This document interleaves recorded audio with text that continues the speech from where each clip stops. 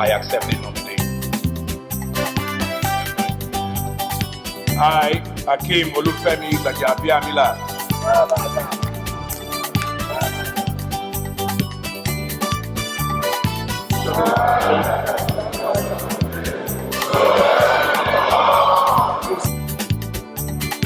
God bless you all.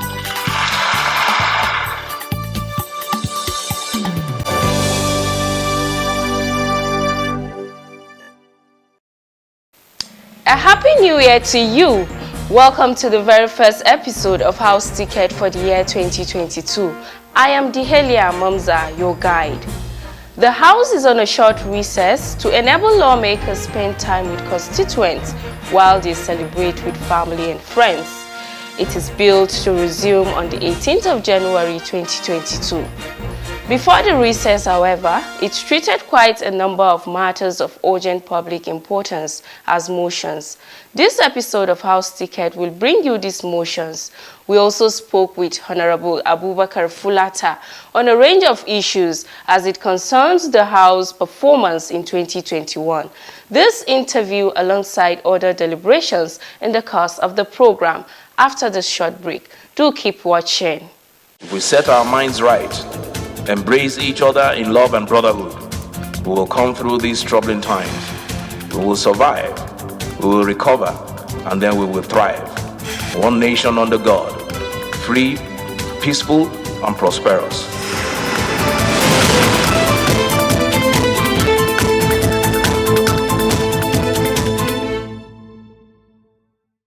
Before the House recessed for the new year, it treated a number of motions under matters of urgent public importance. We will take brief of these motions in our first segment of the program. The report is presented from our studio. How Nigerians are being treated. The minority leader of the House, Ndudi Elumelu, moved a motion on the need to address the way Nigerians are treated by airlines and other countries.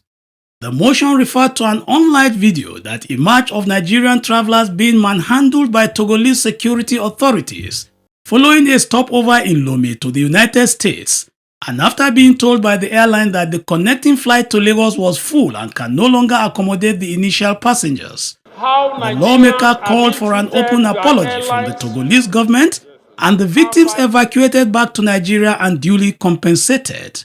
Mr. Speaker, the matter that I'm bringing before this August House is a matter that is very touchy. How Nigerians are being treated by airlines and by our neighboring countries. Our brothers and sisters that are coming home for Yuletide festivity are being humiliated in our neighboring countries. They are even dragged on the floor of their airport. Please, honorable members, please, honorable members, please go back to your seat, please, and listen attentively, please. Chief Whip. Being dragged on the floor. Whip, and madam. Being humiliated please. as if they don't come from a country. Mr. Speaker, I believe that our neighboring countries should have the respect that Nigerian people deserves. There is no African country today in Nigeria in Africa that Nigeria has not extended their hands of other friendship or assistance to. So I see no reason why any Nigerian in Africa or call it West Africa, honorable police, please carry out your seat, and they will be so humiliated. They have therefore resolved that this House mandate its leadership to urgently invite the Togolese ambassador to Nigeria for discussion on the video showing how Nigerians were humiliated and maltreated at Yedema International Airport, as we did in the case of Chinese issue. The House further mandate the House Committee on Foreign Affairs, National Security and Intelligence, in bracket NIA, to investigate the matter and report back as soon as possible. Mr. Speaker, I so move. The committee should also liaise. Representative Alhassan Adodogwa proposed an amendment to mandate the Standing Committee on Foreign Affairs to handle the issue and not the leadership of the House. I was trying to really speak to the first prayer, which he has mentioned while presentation. And just like Mr. Speaker has said, you actually said leadership. So I was trying to make that correction, that this is a matter that does not go beyond the level of our standing committee on foreign affairs. And I would like to also add that wherever Nigerians are, this House, the House of Representatives, must always stand by our people, especially in situations or cases where their legitimate rights are infringed upon. I know this is like what you call like an indictment, like a kind of possible crime or possible indictment from the part of the other country. And on that note, we must always assume and put the House in the normal principles of the law, that a person that is accused should be considered innocent until he is proven guilty. We must not shift from that very popular legal position. I want to say that I concur with him upon the strength of the fact that it is not the leadership that will engage these people. And in addition to that, the committee should also liaise with the Federal Ministry of Foreign Affairs to engage.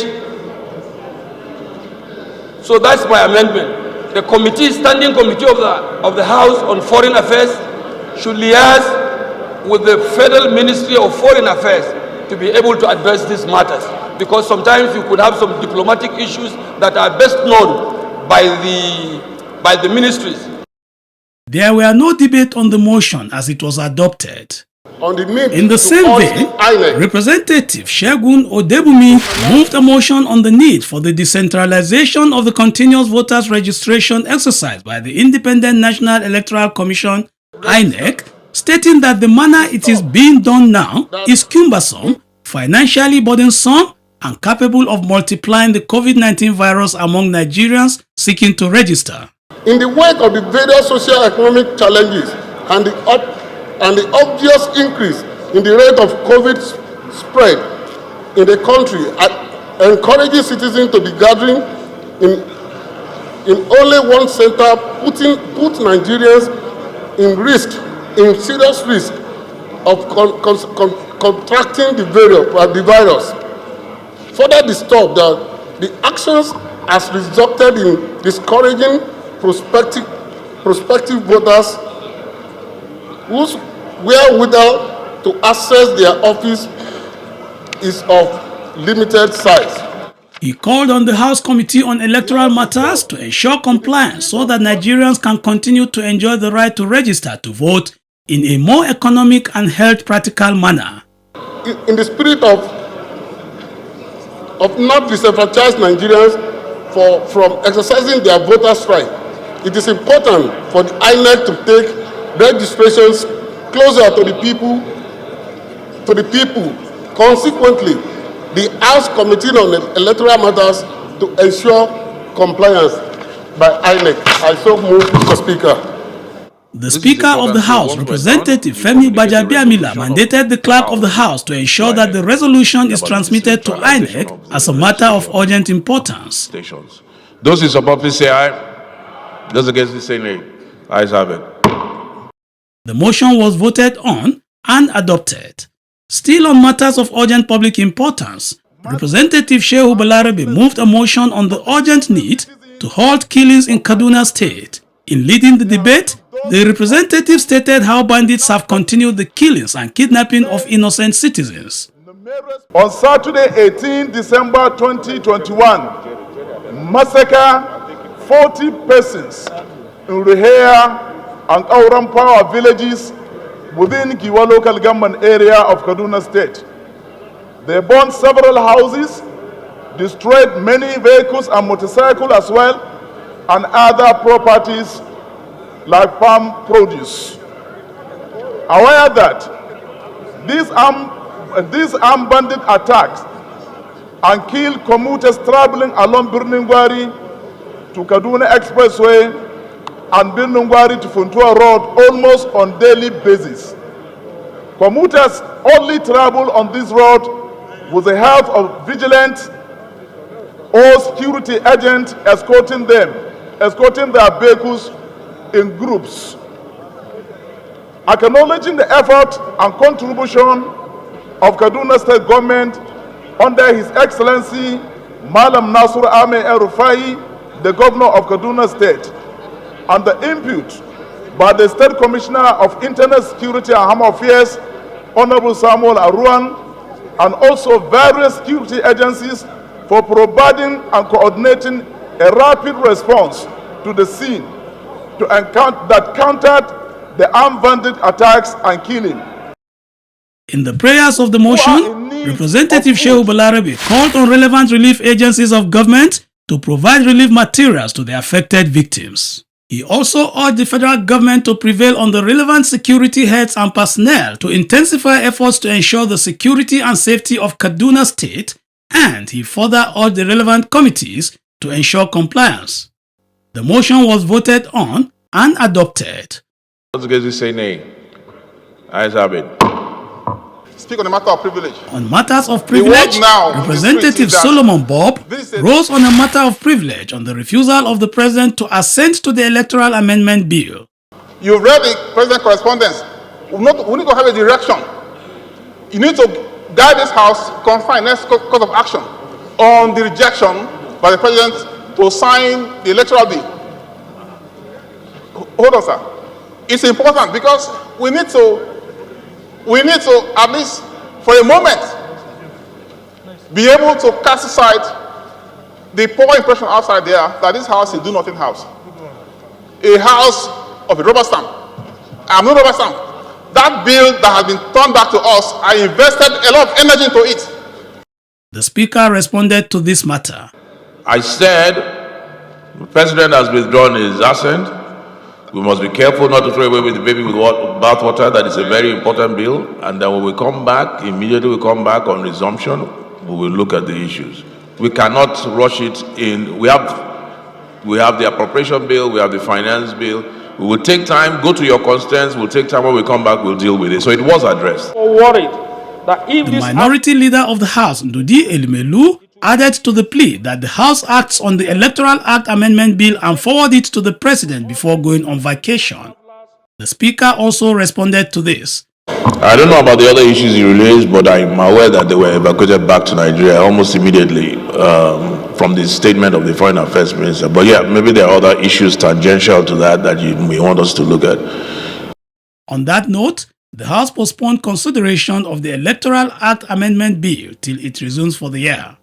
On bills, a number of them were presented at third reading. Among them are a bill for an act to provide for the establishment of Federal University of Health Sciences, Otukpo, Benue State, and for related matters, a bill for an act to provide for the establishment of Federal College of Education, Basambiri, Bayelsa State, and for related matters, a bill for an act to repeal and enact the Energy Commission of Nigeria, to charge it with the responsibility of coordinating and general surveillance over the systematic development of the various energy resources of Nigeria, and to make the Commission the national focal point for new and renewable energy, energy efficiency and conversion fund, and for related matters.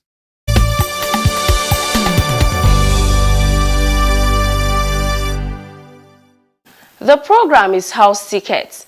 In our next report, we shall take highlight of some landmark achievements of the year 2021 for the 9th House. The year 2021 was full of ups and downs for the House of Representatives. In spite of the upheavals created by the COVID-19 pandemic in particular, several achievements are credited to the House. Among these is the passage of the PIB, which has been signed into law as PIA, passage of the Electoral Bill, and the role of Gbajabiamila proposing amendment to have direct primaries as the mode of choosing political party candidates, as well as a provision empowering INEC on electronic transmission of election results. Assent to this bill was, however, withheld by the President and will be reconsidered when the House resumes. The passage of the Climate Change Bill 2021 and assented to by the President is a credit to the House, as the bill is a member's bill. The Speaker at an event commended the lawmaker for his doggedness and commitment to duty in making good laws for Nigerians. Other landmark achievements include the passage of the National Agricultural Development Fund Establishment Bill 2021, which seeks to establish the National Agricultural Development Fund to provide funding for agricultural development. It was also passed by the House on October 13, 2021. Constitution amendment has been given further push by the House since January, with more bills being admitted in the process. One of the bills sponsored by the Speaker is for an act to alter the Constitution of the Federal Republic of Nigeria 1999 as amended to provide for inclusion of young persons and persons with disabilities in appointments in Nigeria and for related matters, HB 1375. It has already passed second reading. As a matter of fact, on December 15, the Speaker signed and transmitted 10 bills to the Senate for concurrence. One of the bills is the Harmonized Retirement Age for Teachers in Nigeria Bill 2021, passed by the House. On insecurity, the House deliberated, passed and forwarded to Mr. President the report of its special summit on national security, making far-reaching recommendations. The Speaker has also, in his capacity, intervened in several national disputes between labor unions and the federal government to avert the breakdown of humanitarian and essential service to the nation. Notable among these are the intervention by the Speaker in resolution of ASU strike and intervention in the National Association of Resident Doctors strike, all of which were resolved amicably.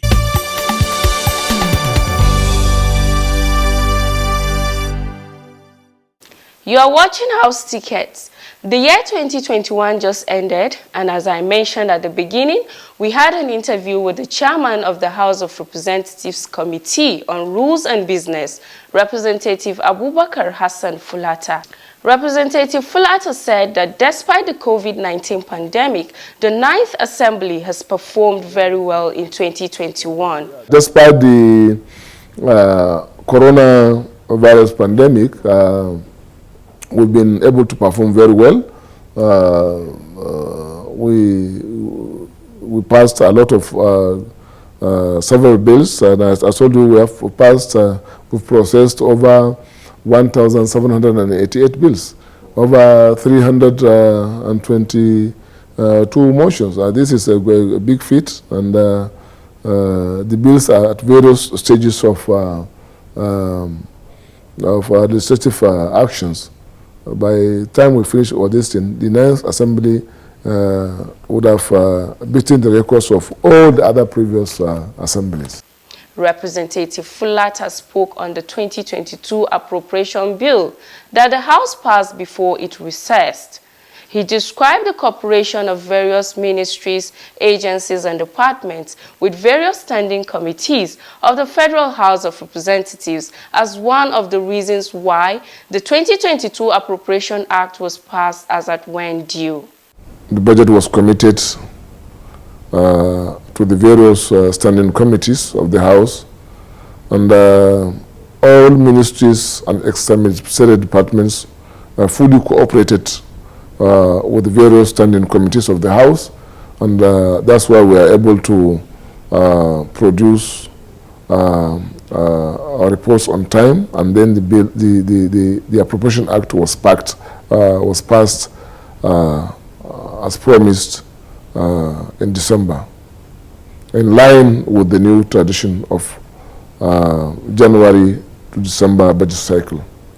He spoke on the activities of his committee as being the gateway to the House of Representatives. The main responsibility of the committee is to process all bills and motions.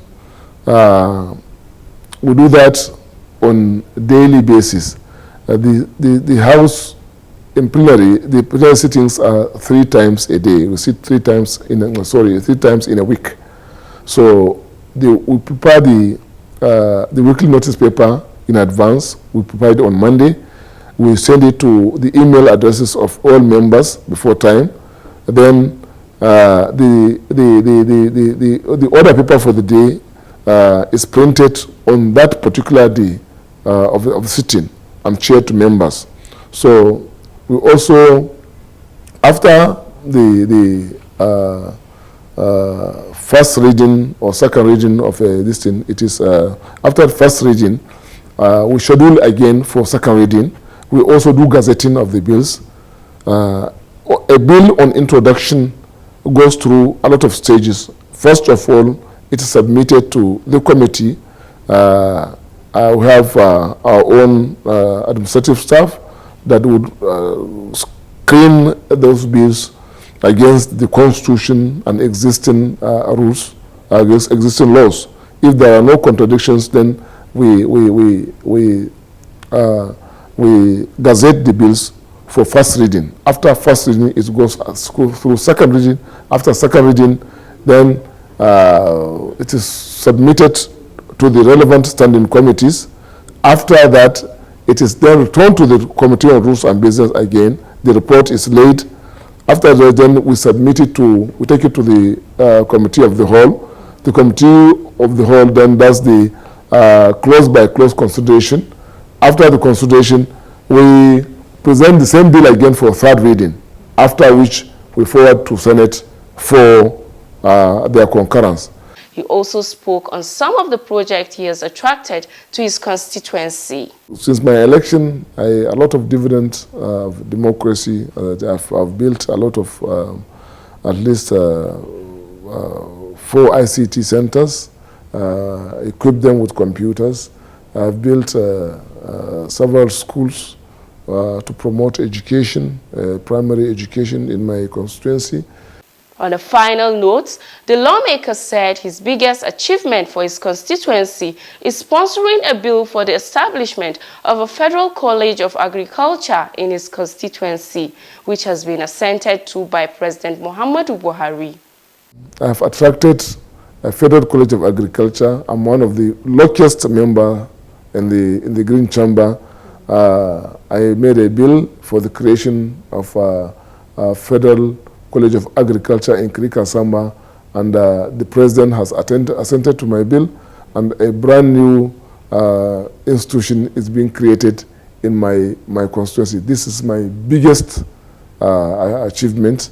I'm also doing a lot of road constructions in my constituency. I provided several communities with solar boreholes to improve their water sanitation. I've also provided a lot of hand pumps, and many things may come their way before the end of my tenure in 2023. We set our minds right, embrace each other in love and brotherhood. We will come through these troubling times. We will survive, we will recover, and then we will thrive. One nation under God, free, peaceful, and prosperous.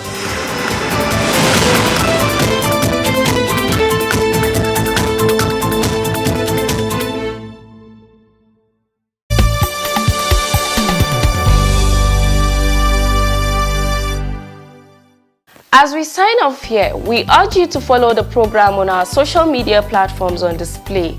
And don't forget to send in your feedback through questions, comments, and observations on the workings of the legislature.